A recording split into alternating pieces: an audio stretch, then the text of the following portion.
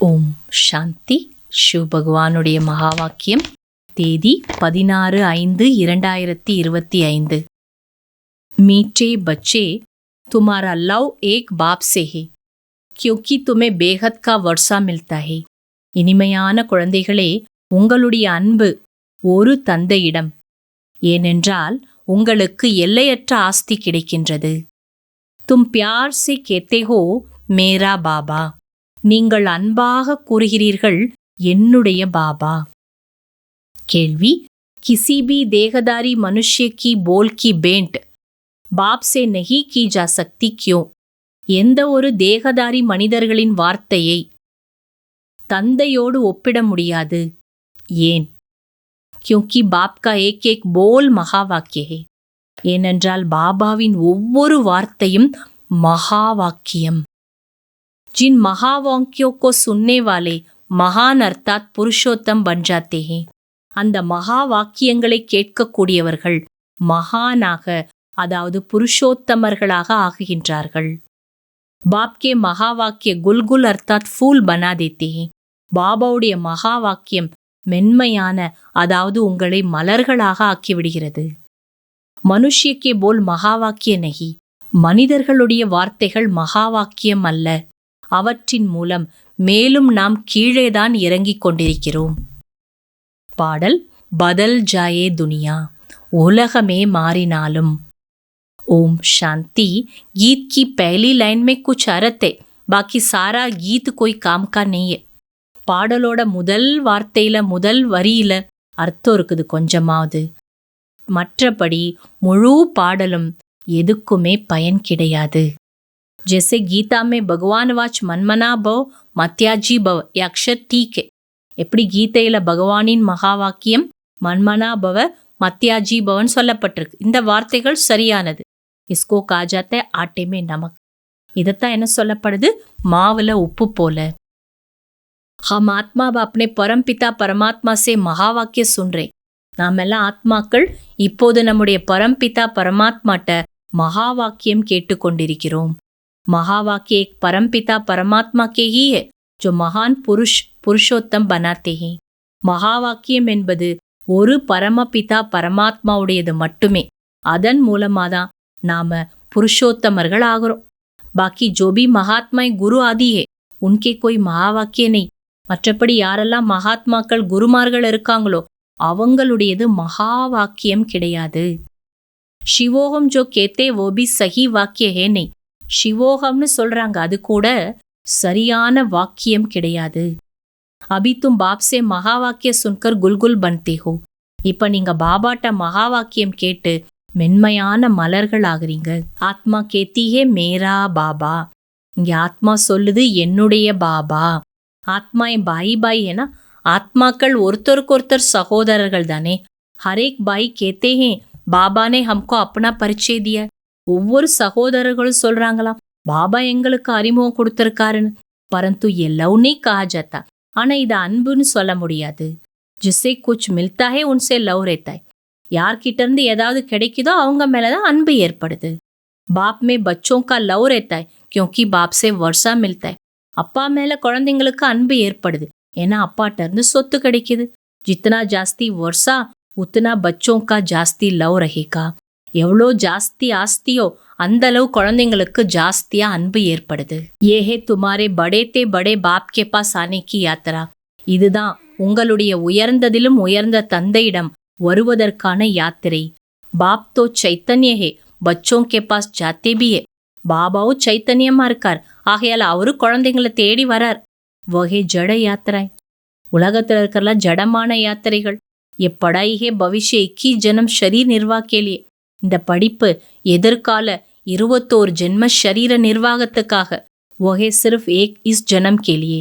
ஆனா அந்த படிப்பு ஒரு ஜென்மத்துக்கான படிப்பு. आप कौन सी पढ़ाई पढ़नी चाहिए या कौन सा धंधा करना चाहिए? அப்ப எந்த படிப்பை இப்ப படிக்கணும், எந்த தொழில் செய்யணும்? பாப் கேத்தே தோனோ கரோ. ஆனா பாபா என்ன சொல்ற, ரெண்டையும் செய்யுங்க.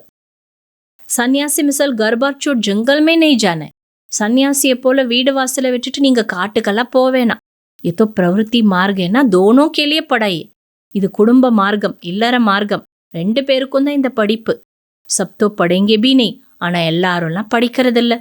कोई अच्छा पढ़ेंगे कोई कम. சிலர் நல்லா படிக்கிறாங்க, சிலர் குறைவா படிக்கிறாங்க. कोई को एकदम झट तीर लग जाएगा. சிலருக்கு டக்குன்னு அம்பு தொலைச்சிடுது. कोई तो तवाई मिसल बोलते रहे. சிலர் தோசைக்கல்லு மாதிரி தான் இருக்காங்க. कोई कहते हैं हम समझने की कोशिश करेंगे. இன்னும் சிலர் என்ன சொல்றாங்க, சரி சரி நாங்களும் அதை புரிஞ்சுக்க முயற்சி பண்றோம். कोई फिर कहेंगे हमको फुर्सत नहीं. சில பேர் என்ன சொல்றாங்க, எங்களுக்கெல்லாம் டைம் இல்ல. कोई को ज्ञान का तीर लगा तो झट आकर समझेंगे. சில பேருக்கு ஞானம் என்ற அம்பு உடனே தச்சிடுது, அப்ப உடனே கேட்க வந்துடுறாங்க. देखो बाबा को तीर लगा तो फट से छोड़ दिया ना. பாருங்க, பிரம்மா பாபாவுக்கு அம்பு உடனே தொலைச்சுது, ஆகையால உடனே எல்லாத்தையும் விட்டுட்டார் இல்லையா? तुम बच्चियों का फर्ज है पियर घर और ससुर घर का उद्धार करना. जबकि तुम्हें बुलावा होता है तो तुम्हारा फर्ज है उनका कल्याण करना. பாபா சொல்றார், குழந்தைங்களாகி உங்களோட கடமை அப்பா வீடு மாமியார் வீடு ரெண்டுக்கும் என்ன பண்ணணும், முன்னேற்றத்தை கொண்டு வரணும். எங்கெல்லாம் அவங்க கூப்பிடுறாங்க, அவங்கள கூப்பிடுறாங்களோ அங்க போய் அவங்களுக்கு நன்மை செய்யணும். ரஹம் தில் பன்னா चाहिए. கருணை உள்ளமுடையவர்களா இருக்கணும். அப் பாப் கேத்தே ஹே பதீத் பாவன் ज्ञान का सागर मैं हूँ. இப்ப பாபா சொல்றார், பதீத்த பாவனன் ஞான கடல் நான் தான். ज्ञान भी सुना रहा हूँ. ஞானமும் உங்களுக்கு சொல்லிட்டு இருக்கிறேன். पावन बनने के लिए योग भी सिखा रहा हूँ. தூய்மையாக்குறதுக்கு உங்களுக்கு யோகாவோ கத்து கொடுக்கறேன். பிரம்மா தன் से मैसेज दे रहा हूँ मुझे याद करो.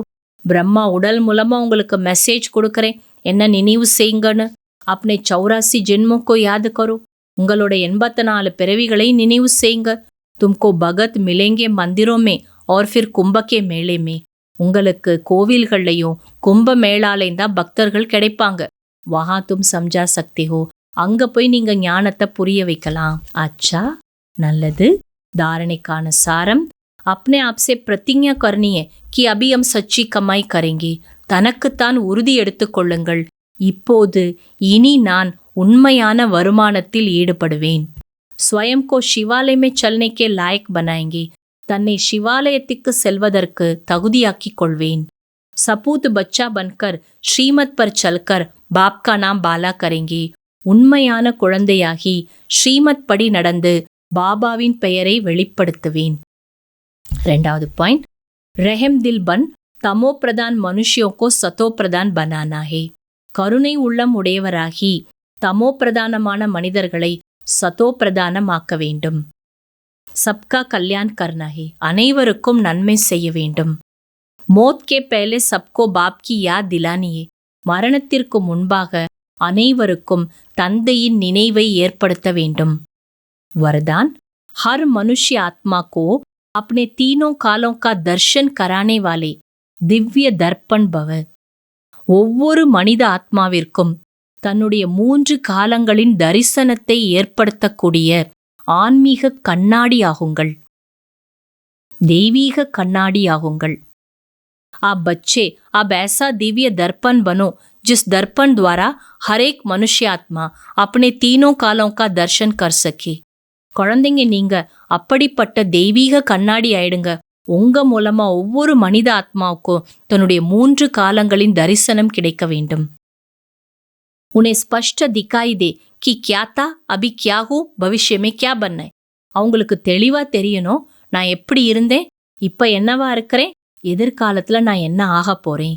जब जानेंगे अर्थात अनुभव करेंगे व देखेंगे कि अनेक जन्मों के प्यास व अनेक जन्मों की आशाएं मुक्ति में जाने की व स्वर्ग में जाने की अभी पूर्ण होने वाली है, तो सहज ही बाप से वर्षा लेने के लिए आकर्षित होते हुए आएंगे.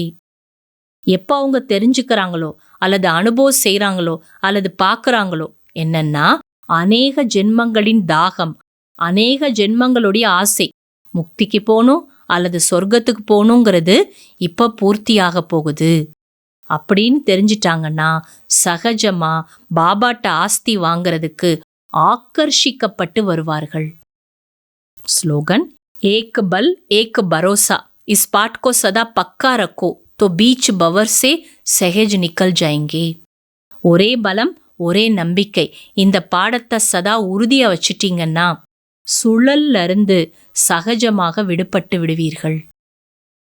அவ்யக்த சமிக்கை, வாரிசு குவாலிட்டி எப்போது பிரத்யக்ஷமாகும் என்றால், எப்போது நீங்கள் தன்னுடைய பியூரிட்டியின் ராயல் தன்மையில் இருக்கிறீர்களோ அப்போது. எங்காவது எல்லைக்குட்பட்ட ஆக்கர்ஷணத்தில் உங்களுடைய கண்கள் மூழ்கிவிடக்கூடாது. வாரிசு என்றால் அதிகாரிகள். எனவே யார் இங்கு சதா அதிகாரி என்ற நிலையில் இருக்கிறார்களோ, ஒருபோதும் மாயாவின் அடிமையாக இல்லையோ, அதிகாரி என்ற சுபமான போதையில் இருக்கிறார்களோ, அவர்களே அதிகாரி என்ற நிலையில் இருக்கக்கூடியவர்கள். அங்கும் அவர்களே அதிகாரியாக ஆகிவிடுகிறார்கள். அச்சா. ஓம் சாந்தி.